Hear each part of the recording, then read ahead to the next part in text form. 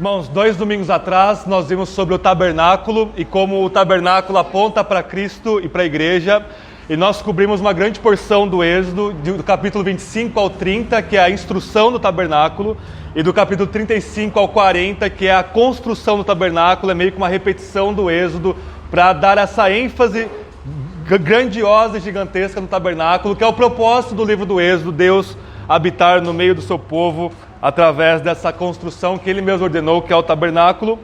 E no meio dessa construção e instrução do tabernáculo, nós tivemos semana passada o bezerro de ouro em Êxodo 32 e 33. E esse bezerro de ouro nós vimos que é uma nova queda. Israel, como um Adão corporativo, está passando pela mesma coisa que Adão passou.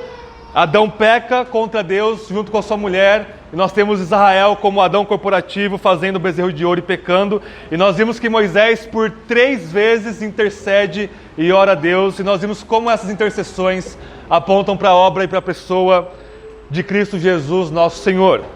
E semana passada a gente foi até Êxodo 33, verso 17. Hoje nós iremos do verso 18 até o capítulo 34, verso 35 final. Mas agora nós iremos ler apenas Êxodo 34, versos 5 até o 8.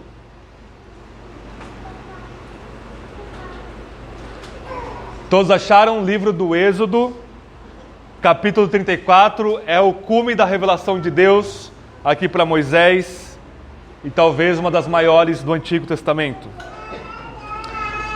Após a leitura, eu irei dizer essa palavra do Senhor, e todos que querem respondam com amém. Nós iremos orar mais uma vez. Êxodo 34, a partir do verso 5, diz assim a palavra de Deus: O Senhor desceu numa nuvem e, pondo-se junto a Moisés, proclamou o nome do Senhor.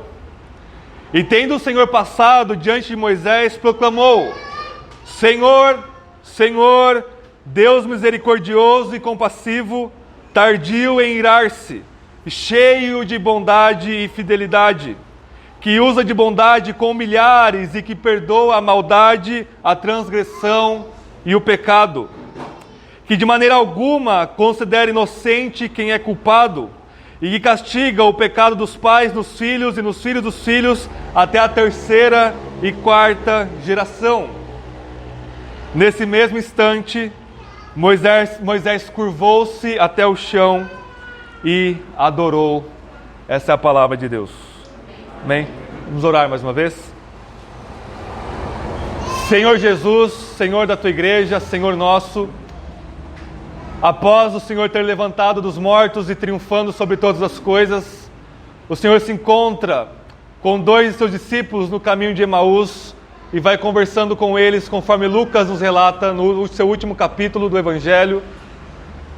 E eles estavam tão tardios para reconhecer o Senhor e entender que a sua morte e ressurreição estavam preditas na sua palavra. E o Senhor, começando por Moisés, passando por toda a escritura hebraica, mostrou que o Messias precisava morrer e ressuscitar, trazendo-nos salvação e redenção eterna. E enquanto o Senhor falava, o coração desses 2 discípulos queimava por dentro, porque a sua palavra é espírito e vida. É o próprio Espírito Santo que ministra a sua palavra em nossos corações. Rogamos que o Senhor envie mais e mais do seu Espírito para que possamos conhecê-lo na sua palavra. E começando por Moisés, terminando em Pátimos, em Apocalipse, nós venhamos a ver-te, a tua glória e a tua majestade, que ela nos quebre em 1000 pedaços, mas que o Senhor nos cure, fazendo-nos e montando-nos conforme a sua imagem e semelhança. Como nós cantamos, esvazia o nosso ego, enche-nos de ti, da sua glória e da sua presença. Em nome de Jesus, amém. Irmãos, prometo que é a segunda e última pregação que eu começo falando da Copa, mas não tem como ignorar. Há alguns sermões atrás, 2 sermões atrás, eu falei da glória da Copa do Mundo aos olhos dos homens e de como os estádios podem ser considerados como templos pagãos, onde nós cristãos podemos participar e ver e nos emocionar e torcer sem participar da idolatria, mas o ímpio, ele está ali cometendo o pecado de idolatria, adorando aos homens e adorando a si mesmo e adorando a sua nação ou qualquer coisa do tipo. E eu falei que essa glória, ela é uma vergonha e ela é esvanecente. E essa Copa está sendo muito estranha para quem está acompanhando. Marrocos eliminando Espanha, Portugal, o pessoal perdendo. E o nosso país, para bem ou para mal, também perdeu agora para a Croácia. E nós temos noticiário de que crianças ao redor do mundo, essa geração bem mimada, bem podre de mimada, ela estava em prantos, como se fosse a maior decepção na vida, porque elas estão acostumadas a receberem tudo que elas querem dos seus pais, e agora que elas queriam ver o seu time vencendo, elas não tiveram. O que essa Copa está nos ensinando? Que a glória deste mundo e a glória dos homens, por maior que seja, por mais investimento que tenha, por mais emoção que esteja envolvida, ela não é nada. Ela é vergonhosa, ela é esvanecente, ela é passageira e ela não leva a absolutamente nada. E aqui nós temos Moisés diante de Deus, pedindo para ver mais da glória de Deus, uma glória permanente, uma glória real, verdadeira, eterna, a única que importa, a única que transforma e a única que nos curva diante dele. E é isso que nós vamos ver nessa manhã, encerrando este glorioso, maravilhoso livro do Êxodo, que mostra-nos uma porção maior quem é Deus e quem é Cristo por nós. Irmãos, a gente viu na semana passada que Moisés termina o capítulo 33, verso 17, com a sua última súplica, pedindo para Deus que se Deus não fosse com eles para Canaã, que eles não fossem para Canaã, mas que a única coisa que importava para Moisés era a presença de Deus. Deus promete que ele ia dar Canaã, terra com leite e mel, proteção contra os inimigos, vencer os seus inimigos, mas que ele não iria. Moisés diz: não, Deus, se o Senhor não for conosco, não nos faça mover um passo daqui do pé da montanha do Sinai. E a partir do verso 18, nós não temos mais uma intercessão de Moisés pelo povo, nós temos uma oração de petição, a maior petição que Moisés poderia pedir. Vejam comigo Êxodo 33, verso 18. Moisés disse ainda: rogo-te que me mostres a sua glória. Moisés pede para ver uma manifestação maior, plena, talvez absoluta da glória de Deus. Deus já tinha mostrado a sua glória para Moisés desde Êxodo 3, onde Deus aparece no Monte Sinai, na sarça ardente, ele manifesta a sua glória ali para Moisés. Ele manifesta pela primeira vez o seu nome, Yahweh, que significa Ele é ou Eu sou, aquele que é o absoluto, aquele que é o Senhor de todas as coisas. E Deus tem mostrado a sua glória para Moisés desde então, nas pragas do Egito, abrindo o mar, destruindo os egípcios, salvando os israelitas, provendo maná no deserto, provendo água e carne no deserto. Ele manifestou a sua glória no Monte Sinai, tremendo o monte. E Moisés disse: Senhor, eu quero mais. Eu quero que o Senhor me mostre a sua glória. Verso 19. E o Senhor lhe respondeu: farei passar toda a minha bondade diante de ti, e proclamarei meu nome, Yahvé, o Senhor. Terei misericórdia de quem eu quiser ter misericórdia, e me compadecerei de quem eu quiser me compadecer. E disse mais: não poderás ver a minha face, porque homem nenhum pode ver a minha face e viver. E o Senhor prosseguiu: aqui está um lugar próximo de mim, ficarás aqui sobre a rocha. Quando a minha glória passar, eu te colocarei numa fenda na rocha e te cobrirei com a minha mão, até que eu tenha passado. Depois que eu tirar a minha mão, verás as minhas costas, mas não se verá a minha face. Irmãos, o que significa isso? A Bíblia fala que alguns personagens bíblicos viram a Deus face a face, ou tiveram uma comunhão tão grande com Deus que eles descreveram da seguinte forma: eu vi a face de Deus. Jacó, quando tem aquele sonho da escada, como a gente viu no primeiro semestre em Gênesis esse ano, ele diz: eu vi Deus face a face. Os pais de Sansão, quando viram a manifestação de Deus de forma de anjo, ele diz: nós vimos a face de Deus, agora nós iremos morrer. Irmãos, o próprio Moisés, vejam comigo Êxodo 33, virem uma página para trás aí. verso 11, diz assim: o Senhor falava com Moisés, de que maneira? Face a face, como quem fala com seu amigo. O que significa isso? Às vezes Deus fala que ele se conversa face a face, mas aqui ele diz expressamente que não é possível ver a sua face. Nós entendemos isso, irmãos, da seguinte forma: na comunicação humana, a mesma palavra, as mesmas expressões, elas podem ter sentidos diferentes conforme o contexto demanda. Então, quando a Bíblia fala que seres humanos viram a Deus face a face, é um modo simbólico de dizer que eles tiveram uma grande comunhão com Deus. Jacó, Moisés, os pais de Sansão, Isaías, em Isaías 6, ele diz: no ano que morreu o rei Uzias, eu vi o Senhor assentado num alto e sublime trono, as suas vestes cobriam o templo, e os serafins cantavam e louvavam: santo, santo, santo é o Senhor dos exércitos, toda a terra está cheia da sua glória. Ezequiel, no capítulo 1 do seu livro, quando ele tem o seu chamado profético, ele diz que ele consegue ver o trono de Deus, e no meio do trono estava lá a glória de Deus. Quando eles têm essas visões, quer dizer que eles tiveram um vislumbre profundo e transformador da glória e da majestade de Deus. Mas o que Moisés está pedindo aqui, irmãos, é um nível de revelação maior do que um ser humano pode suportar. Teologicamente nós podemos pensar assim: Deus em sua essência, ele é um espírito infinito, eterno, não contido pelo espaço, acima do tempo, e permeia todas as coisas em sua onipresença, onipotência e onisciência. Portanto, ver a infinitude de Deus é absolutamente impossível para qualquer criatura, até mesmo se você juntar todas as criaturas de todas as eras, é impossível contemplar a infinitude de Deus que transcende infinitamente esse universo, e esse universo nós não conseguimos vê-lo plenamente, tão grande que Deus o criou, quanto mais a glória plena de Deus.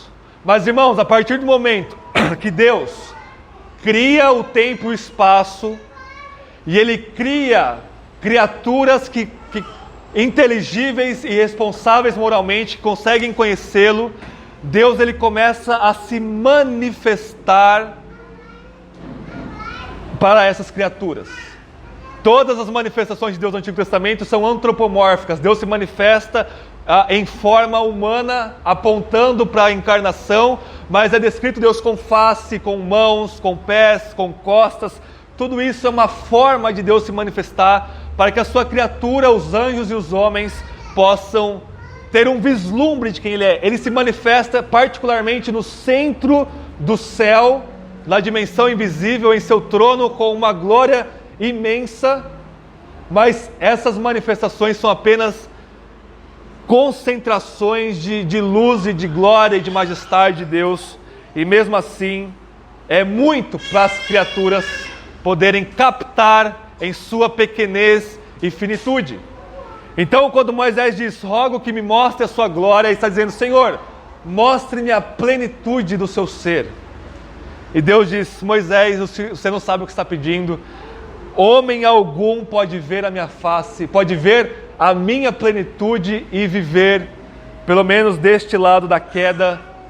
O pecado e a nossa limitação faz com que, ao entrar em contato com a plenitude de Deus, nós venhamos a falecer e até mesmo a desaparecer. Por quê, irmãos? Porque a glória de Deus significa a manifestação de quem Ele é.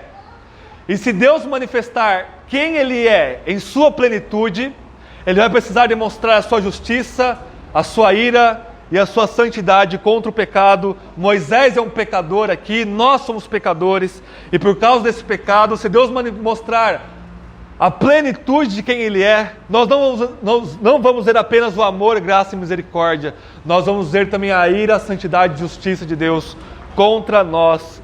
Por isso, nós nesse estado de queda, Moisés nesse estado pós-queda, não pode ver a face de Deus. É por isso que Deus diz: Moisés, eu vou tampar você na fenda da rocha, e você só vai ver um aspecto da minha glória, e esse aspecto vai ser a minha bondade. Tudo que Deus quer mostrar para Moisés é a sua bondade.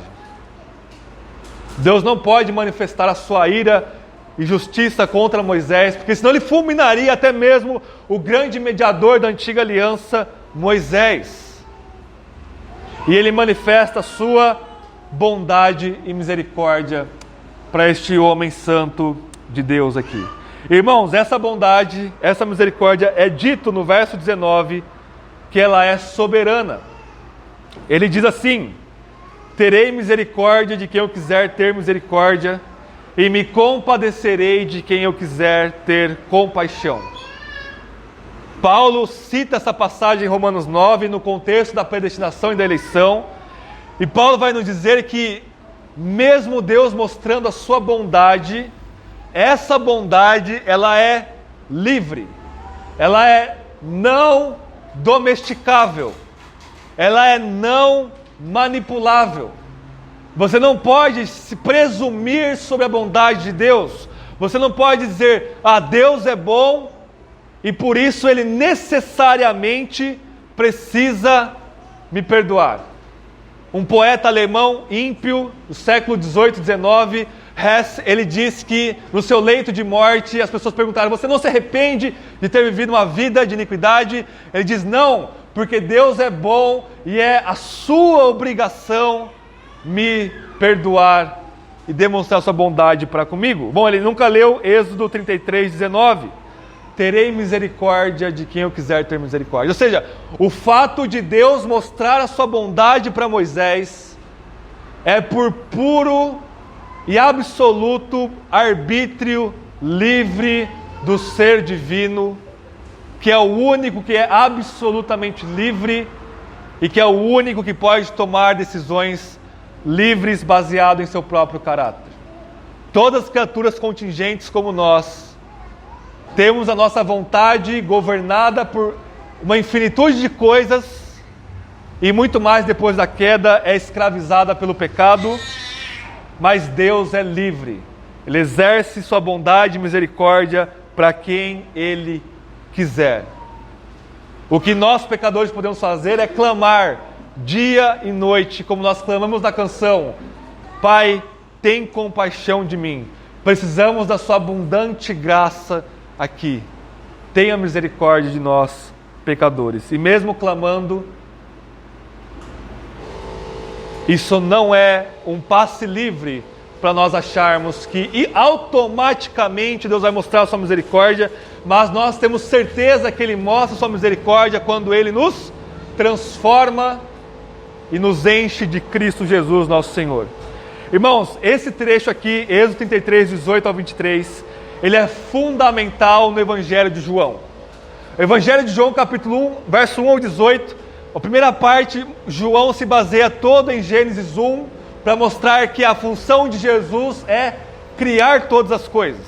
Então ele diz lá: no princípio era o verbo estava com Deus, o verbo era Deus, todas as coisas foram criadas por Ele, sem Ele nada do que foi feito se fez. Ele é a luz dos homens, a luz resplandece nas trevas, e as trevas não podem conquistá-la. Mas quando ele termina esse prólogo do seu evangelho, essa introdução, ele baseia-se todinho aqui em Êxodo 33, 34. Ele diz que nós vimos a glória de Jesus, cheia de bondade e de verdade, cheio de graça e de verdade. E ele vai dizer que a lei foi dada por Moisés, mas a graça e a verdade final vieram por meio de Jesus. E ele vai dizer, verso 18: ninguém jamais viu a Deus. O Deus unigênito que está ao lado do Pai foi quem o revelou para nós. A função de Jesus na revelação é nos mostrar plenamente quem Deus é. Em outras palavras, a face de Deus que está velada para os pecadores e para Moisés, ela é escancaradamente aberta e disponível para nós pela humanidade de Cristo Jesus. É isso que João diz para nós. O verbo se fez carne e habitou entre nós, verso 14 de João 1, e aí termina dizendo que o Deus unigênito que está em absoluta comunhão com o Pai ao seu lado, nos revela, e nós vemos a sua glória e a glória do unigênito do Pai. Ou seja, a face humana e encarnada de Jesus revela plenamente para nós a face infinita, eterna e gloriosa do ser divino. É por isso que esse texto é fundamental para o Evangelho de João, e isso antecipa João capítulo 14. João capítulo 14, Jesus ele vai dizer que não se turbe o vosso coração, creia em Deus e também em mim, na casa de meu Pai há muitas moradas, se não fosse assim eu teria dito, mas eu vou preparar lugar para vocês, e vocês sabem qual é o caminho que eu vou seguir desde então. Tomé pergunta: Senhor, não sabemos para onde vais, como nós saberemos o caminho? Jesus diz no verso 6, eu sou o caminho, a verdade e a vida, ninguém vem ao Pai a não ser por mim. E ele diz, no verso 7, vocês têm conhecido o Pai, porque vocês têm conhecido a mim, e vocês têm visto Deus Pai. Filipe volta para Jesus e diz a mesma coisa que Moisés disse para Deus aqui. Ele diz, Senhor, mostra-nos o Pai. Mostra-nos o Pai, e isso nos basta.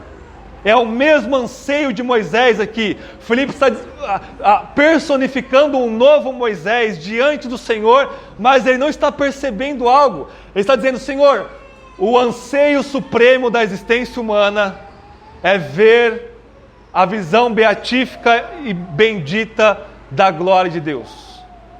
Jesus se volta para Filipe, se volta para os seus apóstolos e diz, tenho estado tanto tempo entre vós e não me conheceis? Quem vê a mim, vê ao Pai. Porque tudo que eu faço, eu manifesto a glória de Deus Pai. Estão percebendo a teologia de João aqui, ao mostrar qual é o cumprimento de Êxodo 33, 18 para nós? O anseio de Moisés, Senhor, mostre-me a sua glória. Deus posterga essa revelação, mas agora em Cristo, Ele revela para nós a plenitude da sua glória na face de Cristo. E como Danilo leu hoje na liturgia, 2 Coríntios capítulo 4, verso 4 ao 6, Paulo vai dizer, se o nosso evangelho está oculto, é para os que se perdem que está oculto, porque o Deus deste século, o diabo, cegou o entendimento dos incrédulos, para quê? Para que eles não vejam a glória de Deus na face de Cristo Jesus. Mas para nós, a igreja, Deus diz, haja luz, e Ele mesmo brilhou em nossas trevas a luz do conhecimento da glória de Deus na face de Cristo, qual é a imagem de Deus. O que esse texto nos ensina?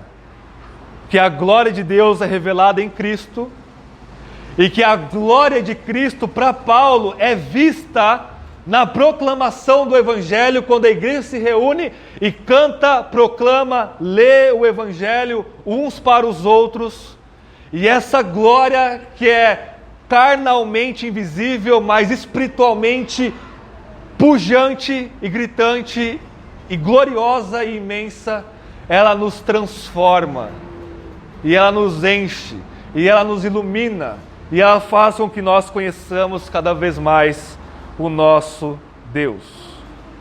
Então essa primeira parte de Êxodo 33, verso 18 ao 23, nos ensina que a glória de Deus, que estava velada para Moisés, que só passou um aspecto dela, sua bondade, agora ela é plenamente, absolutamente revelada para nós, na face de Cristo Jesus. Como? E aí é que entra Êxodo 34. Vejam comigo Êxodo 34. Lembrem que Moisés, no sermão passado, na passagem passada, ele quebra os 10 mandamentos como uma forma simbólica de dizer, olha, vocês estão quebrando a vontade, os mandamentos de Deus. Deus dá novas tábuas para Moisés. E o verso 5 que nós lemos no começo do sermão, ele vai começar a cumprir o que ele disse aqui em Êxodo 33, que ele vai proclamar o nome do Senhor. Vejam comigo o verso 5. O Senhor desceu numa nuvem e, pondo-se junto a ele, proclamou o nome do Senhor. E tendo o Senhor passado diante de Moisés, proclamou: Yahvé, Yahvé, ou seja, Senhor, Senhor. E aqui nós temos vários atributos de Deus agrupados em dois grupos. Primeiramente, Deus misericordioso e compassivo, tardio em irar-se, cheio de bondade e de fidelidade, que usa de bondade com milhares e que perdoa a maldade, a transgressão e o pecado.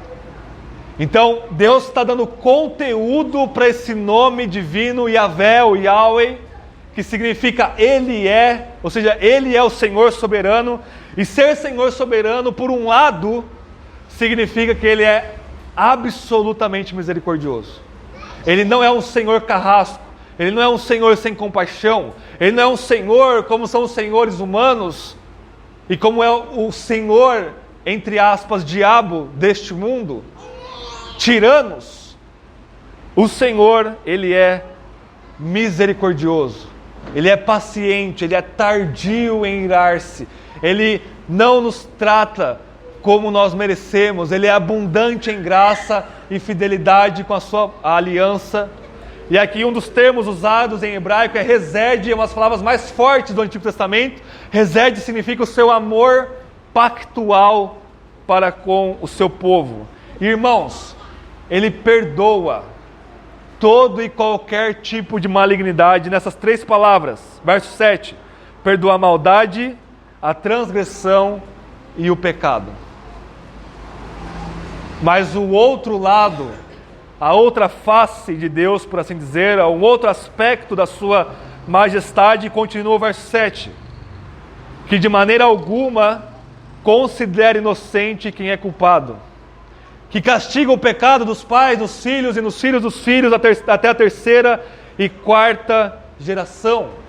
Isso não significa que existe maldição hereditária. Quer dizer que Deus, ao se relacionar com Israel dentro do pacto, ou seja, com uma comunidade, os pecados têm consequências.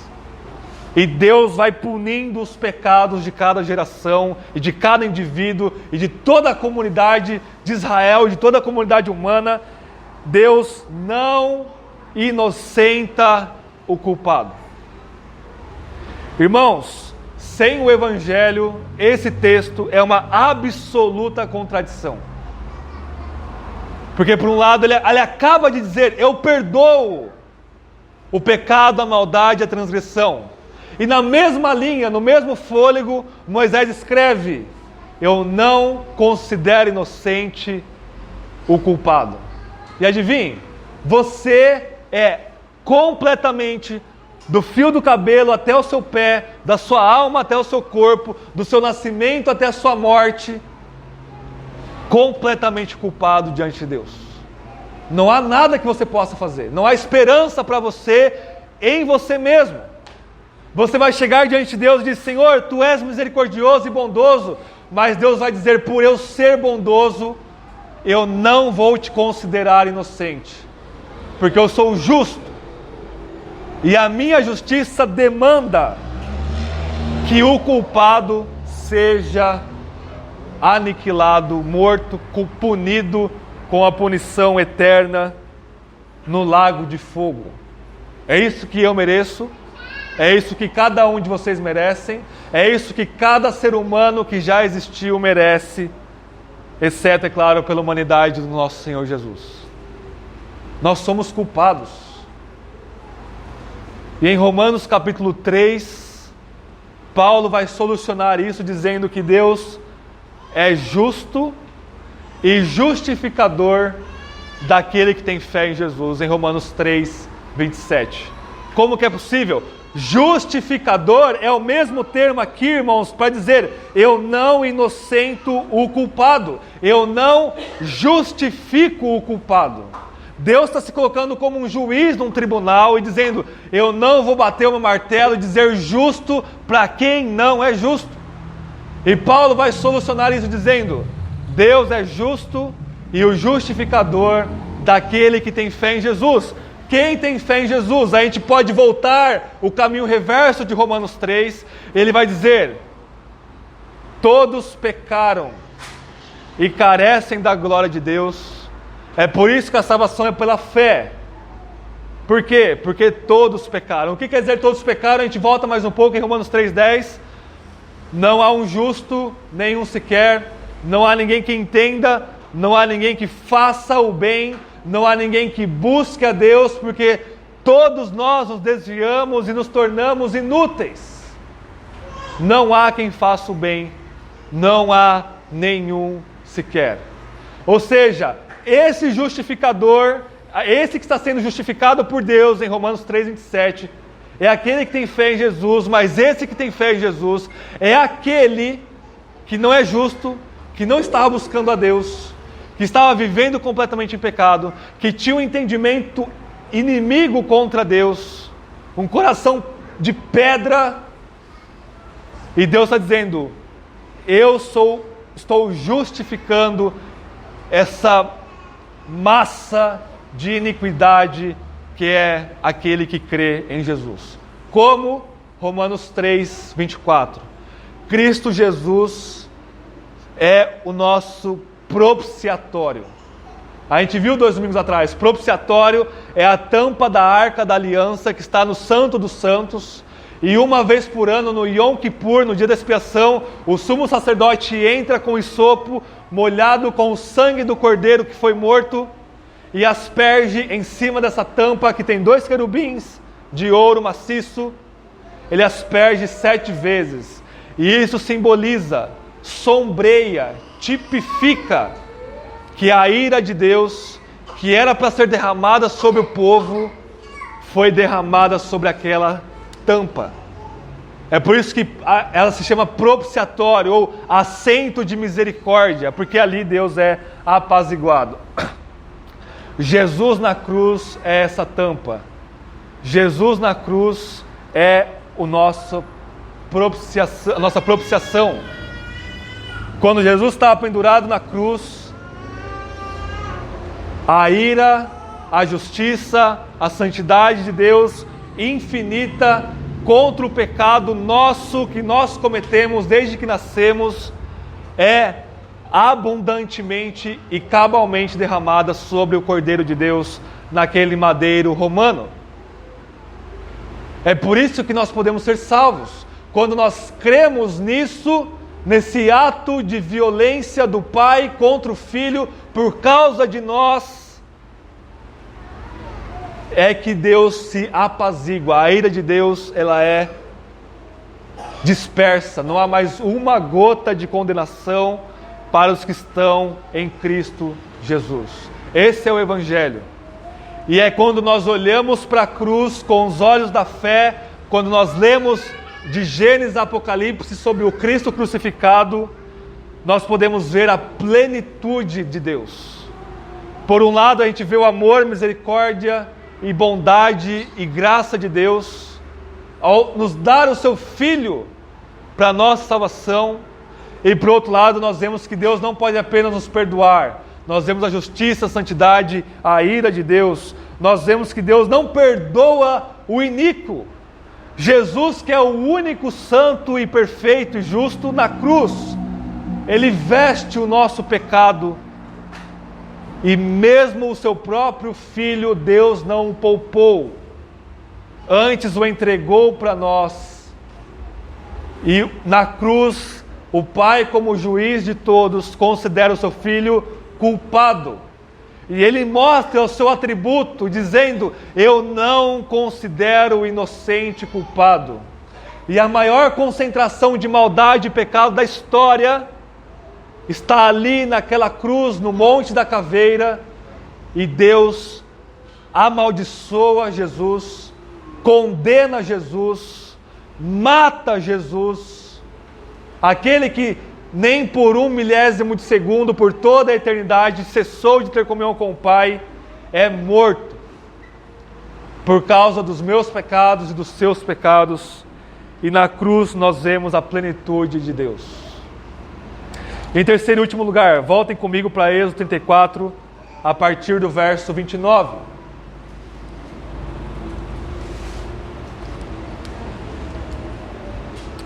Nessa maravilhosa passagem, irmãos, Moisés ele desce do monte e o rosto dele está brilhando. com uma luz visível, ao ponto de que os israelitas não conseguiam olhar para o rosto de Moisés, tamanho o brilho do seu rosto. Moisés precisa colocar um saco de pão, saco de maná na época, na cabeça, para que os israelitas pudessem ali ouvir o que Deus tinha falado para Moisés ali no Monte Sinai. Isso mostra que a manifestação da bondade de Deus para Moisés transforma ele a tal ponto de que Moisés começa a resplandecer essa luz e essa glória em sua própria face. É isso que significa que os israelitas não podem olhar para essa glória de Deus na face de Moisés, porque eles acabaram de cometer o pecado do bezerro de ouro e estão ali ainda em seu estado de iniquidade. E a teologia por trás disso é o que Moisés escreve em Gênesis 26, nós somos imagem e semelhança de Deus, nós refletimos quem Deus é. Ou seja, Deus mostra a sua glória para nós, Ele mostra quem Ele é para nós, e essa revelação, ela entra em nós, nos transforma e nós começamos a radiar, a propagar e a mostrar essa glória uns para os outros e para toda a humanidade. Moisés está sendo restaurado aqui, pelo menos esvaecentemente, a imagem de Deus que havia sido quebrada e revertida lá no Éden, na queda de Adão. Abram comigo em 2 Coríntios capítulo 3.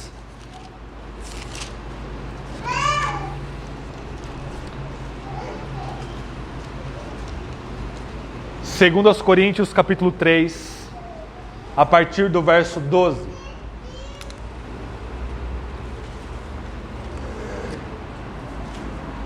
Paulo vai fazer citação do texto lá de Êxodo 34.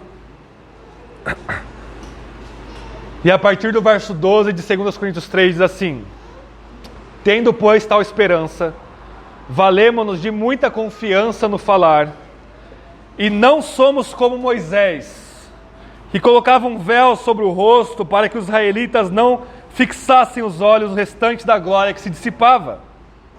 Mas a mente deles tornou-se insensível, pois até hoje, quando ouvem a leitura da antiga aliança, o mesmo véu permanece e não lhes é tirado, pois somente em Cristo o véu é removido. Sim, até hoje, sempre que Moisés é lido, há um véu sobre o coração deles. Contudo, quando um deles se converte ao Senhor, o véu é retirado. O Senhor é o Espírito, e onde está o Espírito do Senhor, aí há liberdade. Mas todos nós, com o rosto descoberto, refletindo como um espelho a glória do Senhor, somos transformados de glória em glória na mesma imagem que vem do Senhor, que é o Espírito, ou do Espírito do Senhor, dependendo da tradução. O que Paulo está dizendo para nós é que esse véu que Moisés colocava no rosto era um símbolo da própria cegueira espiritual que estava nos israelitas na época de Moisés e nos israelitas na época de Paulo. E na verdade esse véu está no coração de cada ser humano caído, porque quando leem a Bíblia, quando leem o Antigo Testamento, não conseguem enxergar Jesus aqui. Isso é velado. Eles começam a ler as histórias e eles acham que as histórias são sobre moralidade, ou moralismo, ou alguma teologia apenas para mostrar quem Deus é, e eles não conseguem, de maneira alguma, enxergar Cristo nas páginas do Antigo Testamento. E Paulo diz que é só em Cristo que esse véu é removido, e quando alguém se converte, esse véu no coração, ele é retirado. E o que acontece quando ele é retirado? Não mais Moisés, mas toda a comunidade da igreja, que é o novo Israel, brilha essa glória. E Paulo vai dizer que a glória que nós brilhamos um para o outro, ela é muito maior que a de Moisés. Por quê? Porque a glória da face de Moisés, ela é esvanecente, ela era passageira, passava um período de tempo ali, o rosto de Moisés parava de brilhar, ele voltava para o Monte Sinai, se encontrava com Deus, o rosto dele acendia de novo e depois ele ia esvanecendo. Por quê? Porque Paulo vai dizer que a glória da antiga aliança, ela vai desaparecendo porque ela vai dando lugar à glória da nova aliança. Ele vai dizer agora a todos nós, com o rosto descoberto, refletimos a glória do Senhor Jesus pelo Espírito Santo, refletindo ela uns para os outros, e nós somos transformados de glória em glória. Ou seja, se a glória da antiga aliança ela vai diminuindo, a glória da nova aliança, que é espiritual, ela vai aumentando. Ou seja, uma igreja, uma comunidade de fé em Jesus, que cada vez mais enxerga Cristo aqui pelo Espírito, ela vai mostrando uns para os outros a glória de Jesus, e isso vai aumentando, isso vai crescendo, e nós somos cada vez mais transformados à imagem de Jesus, pela glória e pelo poder do Espírito que habita em nós. Isso a gente precisa perguntar, isso é uma realidade na sua vida, na minha vida, na vida da nossa igreja local? Será que nós estamos crescendo à imagem e semelhança de Cristo? Ou será que existe um véu, o véu da tradição, o véu do legalismo, o véu do antinomismo e do liberalismo, o véu de qualquer coisa que seja, que está nos impedindo de ver a majestade e a grandeza do nosso Senhor Jesus? Êxodo 33, 34 nos ensina que a glória de Cristo nos revela plenamente Deus, e que essa glória necessariamente nos transforma à sua imagem e semelhança como indivíduos e como comunidade da nova aliança. Voltem lá para Êxodo 34. Eu vou terminar com 3 aplicações práticas e uma conclusão final sobre o livro do Êxodo. Primeira aplicação: toda essa glória deve nos levar a 3 coisas. Primeiro, nós devemos nos dobrar diante de Cristo. Êxodo 34, verso 8. Depois que Deus revelou-se para Moisés, o verso 8 diz: nesse mesmo instante, ou imediatamente, Moisés curva-se até o chão e adora a Yahvé. Imediatamente. Ele não pensa, é instintivo, é automático. Deus se revela para Moisés, ele imediatamente se prostra no chão, se curva toda a sua existência e adora a Deus. É isso que nós somos chamados para fazer, nos curvar. O que é se curvar? É se submeter ao senhorio do Deus triuno. Você se curva. Não adianta curvar o corpo e o coração está lá em cima. O coração precisa se dobrar diante de Cristo. Se você está aqui essa manhã e o seu coração não está dobrado pelo poder da graça de Cristo, você precisa abrir mão do seu ego, do seu ídolo, da sua idolatria, do seu pecado, e curvar-se diante daquele que morreu por você e ressuscitou ao 3º dia. Porque senão, irmãos, Paulo diz em Filipenses 2, que aquele que Jesus, que era em forma de Deus, não considerou isso algo a que devesse se apegar, mas esvaziou-se de si mesmo, humilhou-se até a morte de cruz, mas Deus o exaltou soberanamente, dando-lhe um nome que está acima de todo nome, para que ao nome de Jesus se dobre todo o joelho na terra e no céu, e toda língua confesse que Jesus é o Senhor. Ou nós nos dobramos hoje pela fé à vontade do Cordeiro de Deus, Jesus Cristo, ou os nossos joelhos vão ser quebrados por aquele que rege com o cetro de ferro e com a espada da sua boca, mas todo o joelho vai se dobrar. Mas se o seu joelho não se dobra aqui, quando ele se dobrar lá, não vai ser um dobrar de adoração, não vai ser um dobrar espontâneo e feliz, vai ser um dobrar pelo peso da majestade de Cristo. E você vai ser lançado, dobrado e tudo, ao lago de fogo, a condenação eterna. Mas hoje é um dia de salvação. Hoje Ele chama todos nós a colocarmos nossa fé nele e a nos curvarmos em adoração e obediência ao nosso Senhor. Segundo lugar, irmãos, entre isso e o texto que a gente leu do brilho da face de Moisés, o texto vai dizer em Êxodo 34, a partir do verso 10, que Deus vai renovar a sua aliança. Ele dá novas tábuas no começo do capítulo 34, e aqui ele vai renovar a sua aliança. E no verso 12 ele começa dizendo o seguinte, Êxodo 34, 12: não faça alianças com os habitantes da terra. Em outras palavras, se nós estamos em um relacionamento pactual e aliançado com Deus, isso deve gerar em nós santidade e obediência. E é isso que significa nos dobrarmos. Dobrarmos diante de Yahvé, dobrarmos diante do Pai, do Filho e do Espírito, é não nos dobrarmos para o mundo, para nós mesmos e para qualquer outro ídolo. Dobrar diante de Deus em adoração é entrar num relacionamento pessoal e pactual com Ele. E estar no relacionamento com Ele significa não fazer aliança com o pecado. Não fazer aliança com os ídolos. Por quê, irmãos? O ídolo fala o seguinte para você: o seu pecado que está no seu coração diz: venha, entre num pacto comigo, vamos estabelecer uma aliança aqui. Você morde esse fruto proibido, você peca, e eu vou te dar satisfação e alegria. Mas no momento que você cumpre a sua parte do pacto, e você peca, o Senhor do seu coração, que é o pecado, que é mentiroso, ele imediatamente quebra o pacto, e em vez de satisfação, o que você tem? Morte, sequidão, vazio, condenação, incerteza e trevas que se podem apalpar. Quebrem todos os seus tratados e pactos com o pecado e vamos fazer um único pacto com Deus pelo sangue do nosso Senhor Jesus. Em terceiro e último lugar, irmãos, nós precisamos brilhar a glória de Cristo.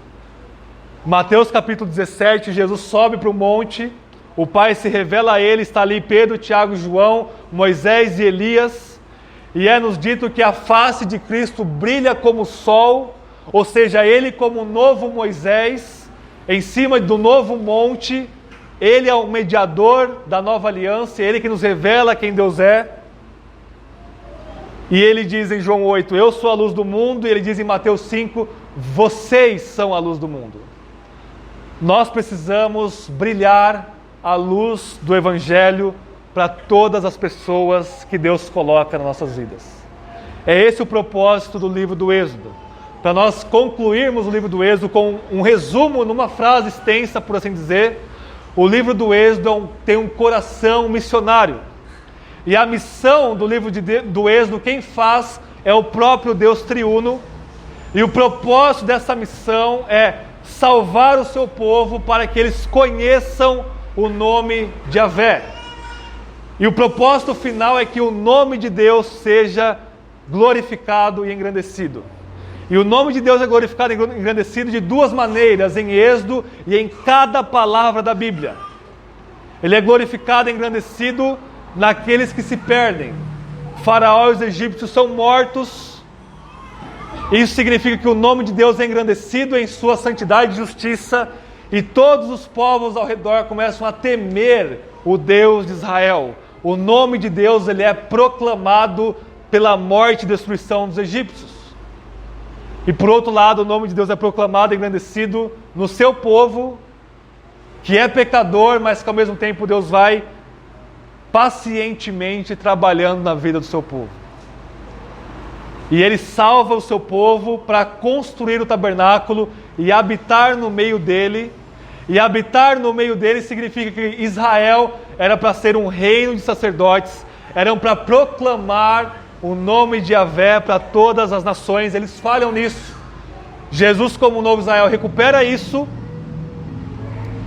E agora Ele chama todos nós, a igreja, a brilharmos a sua luz, proclamarmos o seu nome, como missionários da nova aliança, do nome do Senhor Jesus.